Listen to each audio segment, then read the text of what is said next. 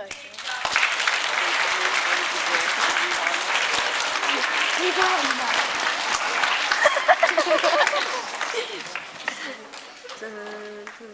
you, I hope, will look forward to the future, and in 2 years' time for some of you, 3 years for the little ones, might be thinking that being a sports leader is something that you would really like to get involved with. Alright, so part of their training is to organise sports events. They'll also be helping out at sports day in the summer, where hopefully it will be a little bit warmer than it's been today. But year 5 and 6, you have been incredible.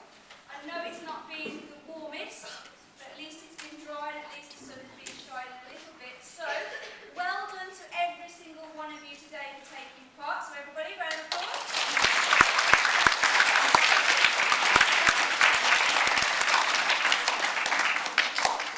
And you have been the first year group, or first key stage, to actually be part of the Winter Sports Day.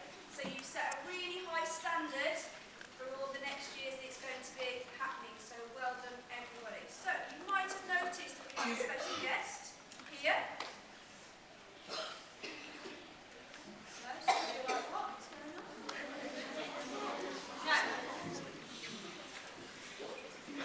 as part of the Sports Leaders Film in the Programme, co-op on Tuesday. in the presence of greatness, and to come to talk to you about what he's been doing when he was your age, maybe when he was a little bit there, and all of those years in between, and there's quite a few years, might I add, so I might be here a while. So, everybody, a big warm welcome to Danny.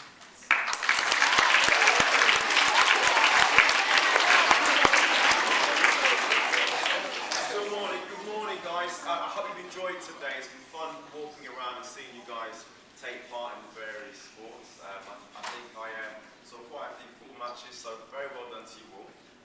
What I'd like to do is share with you a few stories from my sporting career. Now, those of you that don't know, my name is Caines. I used to be a professional athlete for Great Britain, running the 400 metres. I guess my claim to fame, find it,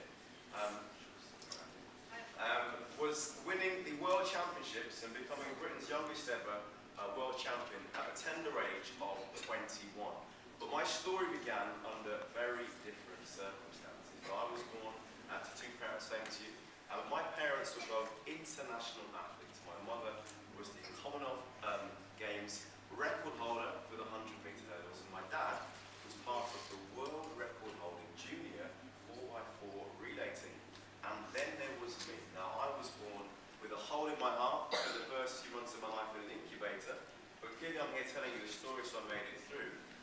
But going to my junior school, I realised that being born to maybe one of the sportiest families in the Midlands wasn't always cracked up to me. Now, who here thinks, by show of hands, that they're born to a very sporty family? So a fair few of you, fair play. Now, keep your hands in the air, but that's a good thing. Is it a good thing? Good thing? Fair play, fair play. Now, for me, I didn't think it was a good thing at all. You see, both of my uncles, they were professional footballers. There was Gary and Keith Thompson. They began their career at Hull City. Gary, the more famous of the two, was at Aston Villa, QPR, Crystal Palace, Sheffield Wednesday. And Keith played in Spain at Sevilla, Real Oviedo. And again, then there was me. People would look at mum and dad at the school gate, see how big and strong they were.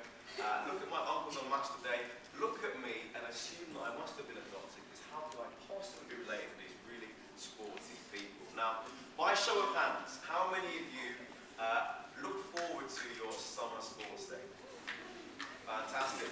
Now, do you guys have, and teachers as well, do you guys remember your sports days, the parents' race? Your parents' races here? Now, The parents race, because the parents would have won it, wouldn't they? if your parents ever won those parents' races.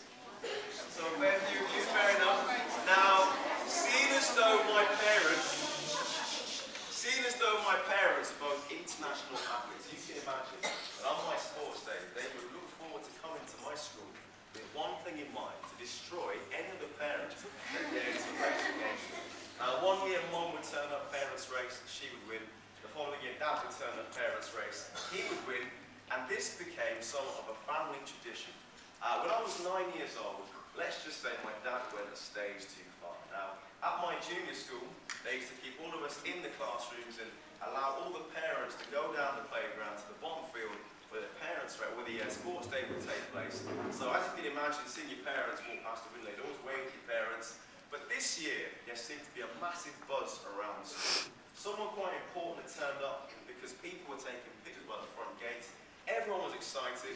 I was excited too, until I realised who that person was. And I realised at the end of the sports day, I'd be going home with that person, because that person was my dad. Now I thought, let me not get too disappointed by this. It will be okay. What could possibly go wrong? Now, I got to take part in the egg and spoon race. I finished last. I did the wheelbarrow race. I finished last. I got to the 50-yard dash. I finished fourth. But that still meant I would be going home empty-handed. Then it was time for the parents' race, and my dad did the unthinkable. When they called for the parents to race, he got up and stripped down to his lycra, Great Britain all-in-one. Now let me assure you, no parents looks good in their lycra, anything. And he won the race. I can live with that, but his celebration was far too much. And I thought, you know what? This has to stop. We can't do this anymore. So over tea, I remember saying, Dad, listen. We can't do this anymore. You can't keep coming to my school embarrassing me. I've never won a single race. I cannot do it anymore. So please do not come to any more sports days. And my dad said, listen son, I know you think you're rubbish, and you are right now, but practice makes perfect. For the next 6 years, I proved my dad wrong, and I guess it all came to a head. Year 10 sports day, I was finally chosen to run the 100 metres. Usain Bolt was there. Now, rather like your school, we had quite a few houses, the house system, and my house was Belliston, and we were all in our gold tops, and the school would always hire the local stable. The entire school had to turn up, all the teaching staff, teaching assistants, even the catering staff with their on-hand refreshments. And there I was, about to run the 100 metres, and my dad turned up a few moments late, just in time to see me being called to the 100 metres start. Now, you know when your parents give you that look that says, show me something. And so my dad walked into the stadium, show me something. So I looked back and Dad, you know what? I've got this. I didn't. I finished fifth out of 5, and I crossed the line with my hands on my knees. I looked up, and I swear my dad's eyes met mine, and he looked away, and I thought, you know what, tonight, we are completing that conversation we started 6 years ago. So, over tea, and I dare say you've all been there, and there's a slight atmosphere in the room, and you want to say something, but you've got to find the right time to say whatever it is you want to say. So you're either going to look up, yeah, not now. Yeah, not now. And I thought, I've got to say something. I said, Dad, listen, I cannot run anymore. I have never won a single race. I am done with sport. I'm going to find something less active to do. And my dad simply said, listen, Daniel, I hear what you're saying, but let me ask you this. Have you done all you can do to be the best you can?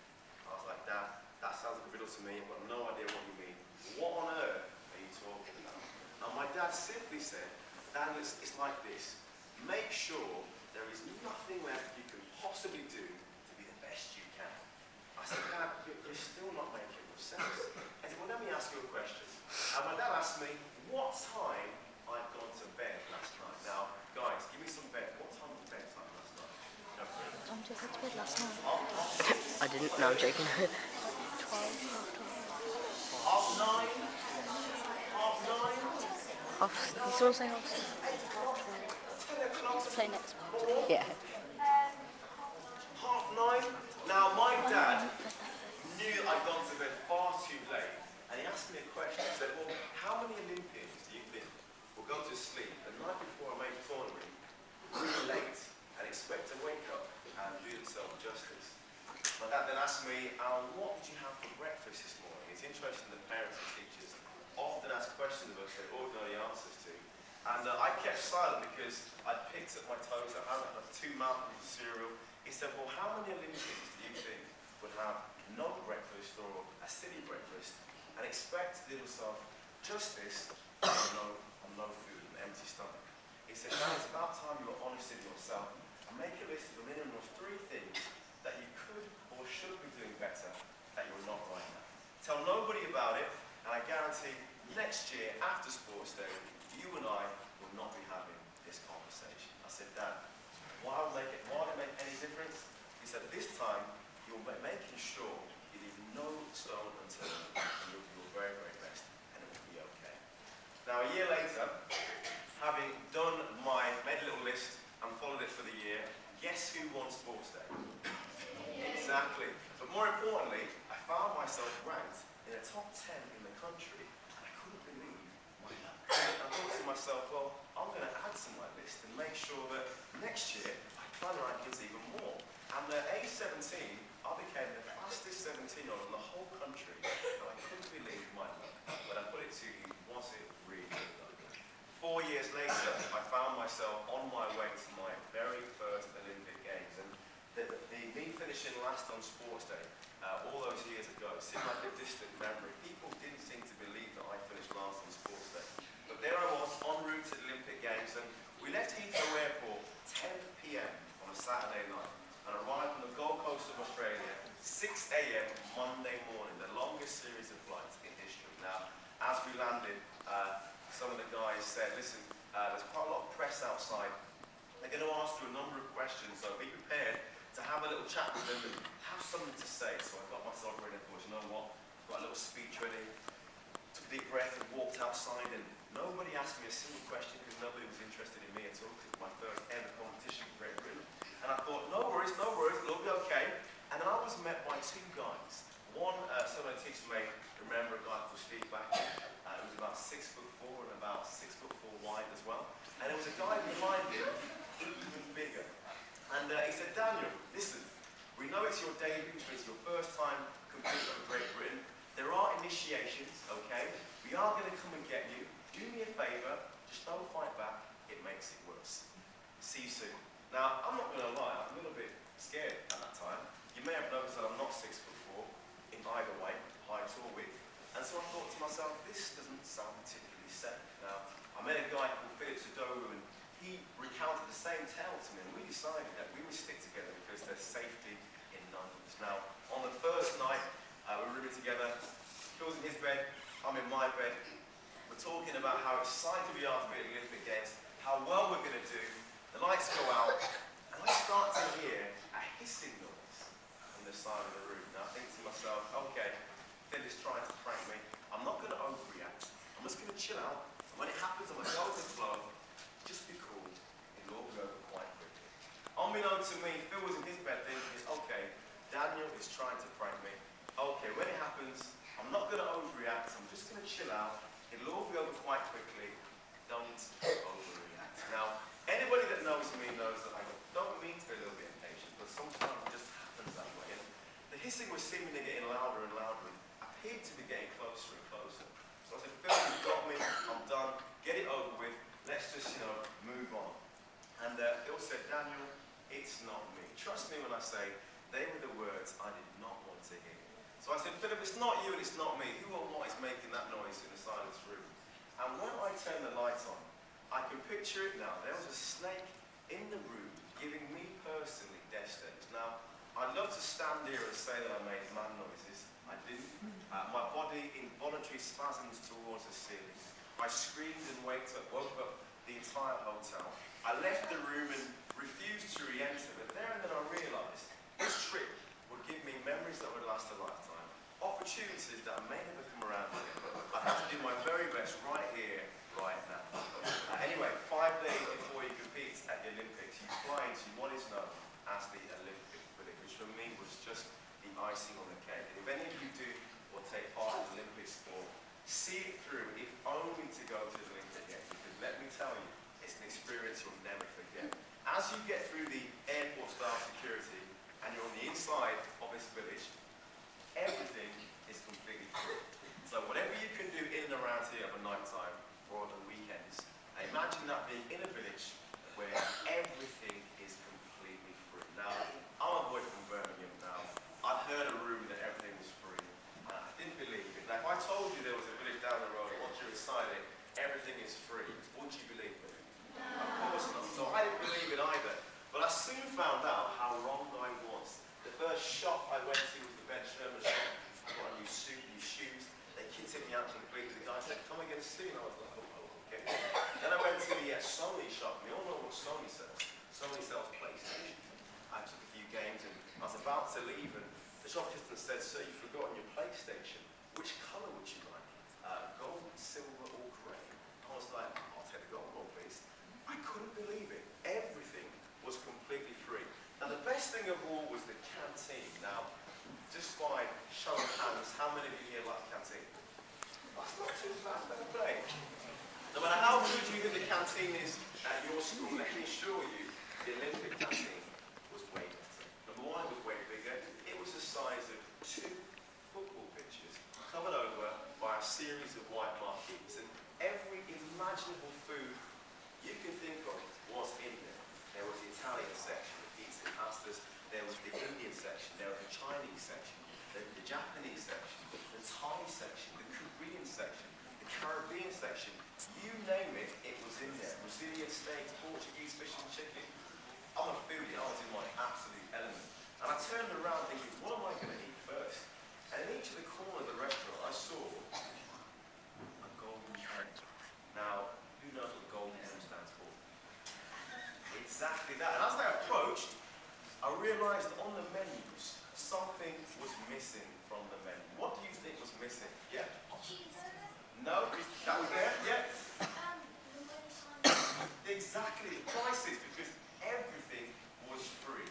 Morning, noon and night, over 24 hours a day, 7 days a week, you could help yourself. But all that good stuff aside, I was there to do a job. And my job was to be as fast as I could be, swinging country. And the night before you compete, you get what's known as the Olympic list, which details who's competing in your event and how fast they are. And I realised quite quickly that I wasn't that quick on the world scene. And out of 82 people in the men's 400, I was ranked 81st. And I thought to myself, have I flown across the globe to be embarrassed on international television? And the team manager came across to me and saw how sad I looked and took me aside for a pep talk. And these are the exact words that Graham said to me. He said, Daniel, tomorrow is going to be your Olympic final. No, it wasn't. It was going to be the first round. And he continued and said, and you probably will get eliminated tomorrow, but do me a favour. When it's not gone according to plan, and you are confronted by the world media, hold your head high, hold your chest forward, and tell them that you'll be back in 4 years, bigger, stronger, and a lot faster. Good luck, son. And I thought to myself, it felt bad before you spoke. How on earth do you think I feel now? And I got on the phone to my dad, and my dad reminded me of the conversation that we had when I was 9, and then again when I was 15. And he said, you've come an awful long way. You've got to believe in yourself, but if you want to be a success, that's a choice you've got to make for yourself. So the following day, as fate would have it, I'm making my debut for Great Britain. I'm in Heat 1, Lane 7, 124,000 people in the stadium, and I am absolutely petrified. On your marks, get set, I fly out of the blocks around the top end. Down the back straight, running really scared. Around the final curve, and I'm absolutely going out of my mind here. If any of you have been so scared when you're running, you start to scream. I found myself screaming when I was running. And I came into the home straight, and I realised that I was in front. I thought to myself, this can't be right. The crowd couldn't believe it. The guys in my race couldn't believe it. And most of all, I couldn't believe it. And so I thought to myself, well, do you feel tired? Oh no, we're going to keep on going, keep on going. What about now? So now I feel alright to keep on going. And the finish line was getting closer and closer and closer. And my friends told me that as the cameras panned on me, I looked like an absolute nutter. Because I was having a full-blown conversation with myself on international television. Across the line first, new personal best, I'm qualified for the second round of the Olympic Games. Now, to cut a long story short, I made the final, I finished last in the final. That meant I was now ranked in the top 8 in the world. I couldn't believe it.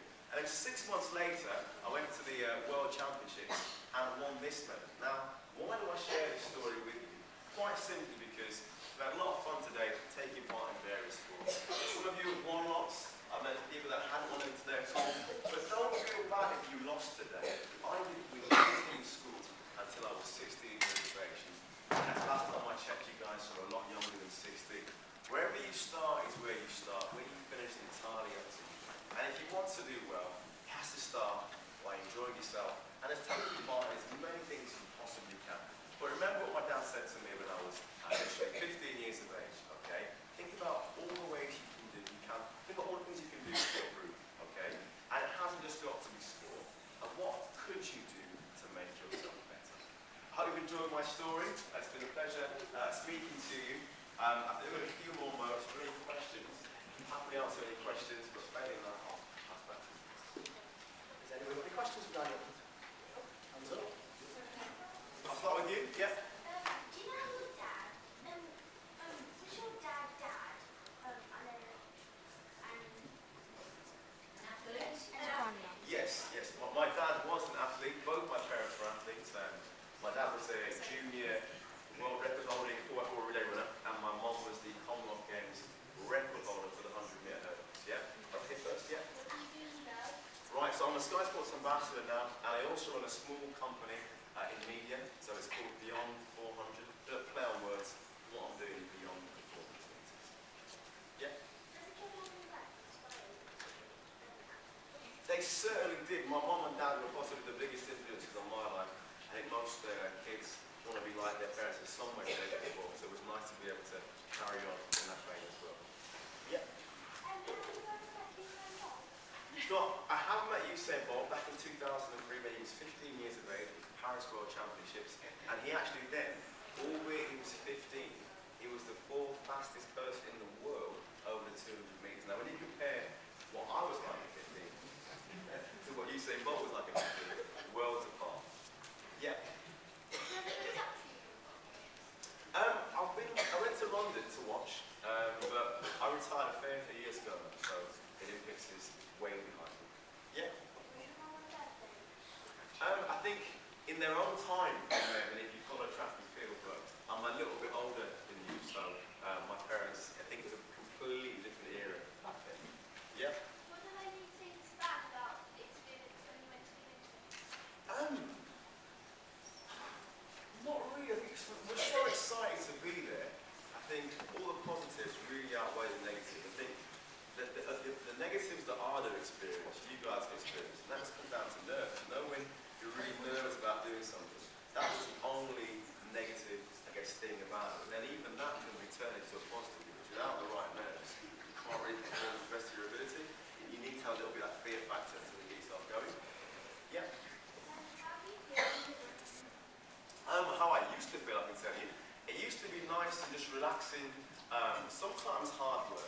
But you know when you've done something really nice and you feel really chuffed and proud of yourself, that really happens. To me, you can't really beat that. Yeah. Have you met anyone famous? Lots of people. I think I've met the most famous person in the world. Do you know what that is? Mohammed Ali.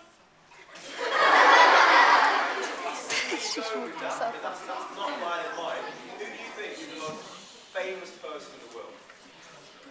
I've heard a name. The Queen, there we go. So after each Olympic Games, we're all invited to Buckingham Palace in those suits that we're given by Ben Sherman. And we go in and we meet the Queen. All this from just to see if I can pass and go back the same day.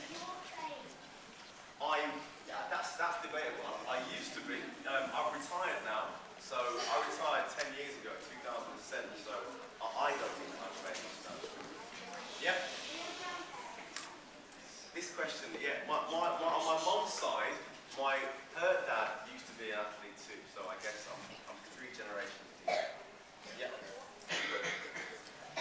Arsenal. Any Arsenal fans in here? I don't know how can you support Arsenal?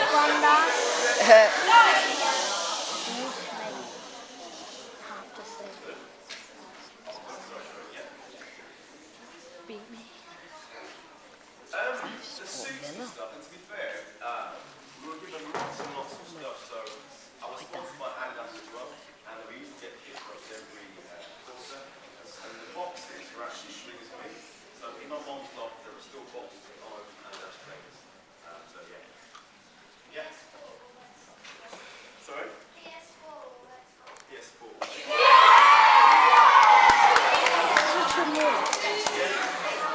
Xbox.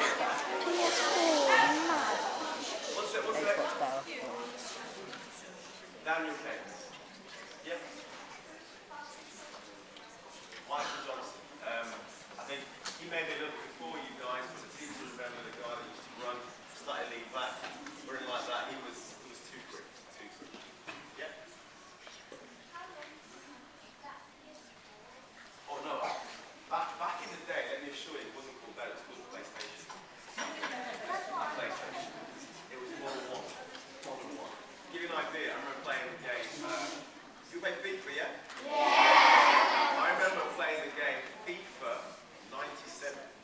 That's the second ever FIFA.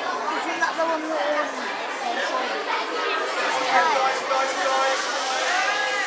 That's the second ever FIFA I made. 96 was the first. So I made my debut at the Sydney Olympics in 2000, and I retired in 2007, so that's 8 full seasons.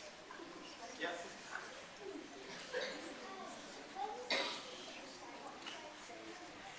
To be fair, when I crossed the finish line, I was so excited to have crossed it ahead of everybody else. It was a lot of fun. I didn't expect to do that well at school, and maybe that's a slight on me. You know, have you ever gone somewhere to do something and surprised yourself at how well you've done? We've all been there at some point. I guess the lesson there, or the learning there, I'm is gonna that ask not to what believe in yourself. made him retire. There's no reason why you can't. Yeah.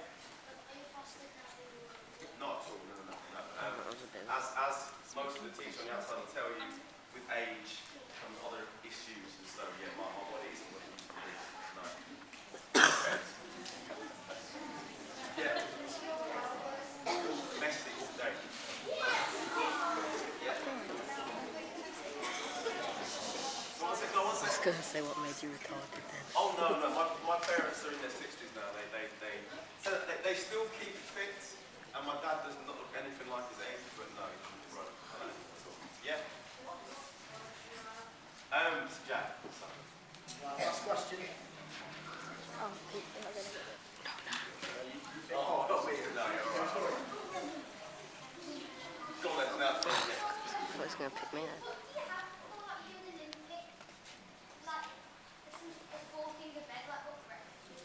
Oh, good question. Now it's interesting. They teach us to eat about 4 hours before, yeah? But I can't do that because I'd get hungry a lot quicker than that. So I normally eat 2.5 hours before. And they say try and keep things as normal as you normally would have. So whatever you're used to eating that works for you, then you tend to eat. So I can't try and keep a training diary. I'm of Caribbean descent, so I like to have rice, chicken, sweet potato, that sort of stuff. Pasta doesn't work for me. It just doesn't work for me. So. Right, all done. So, down to the important part, the results. I don't need to record it. Yeah, you I'm not going to try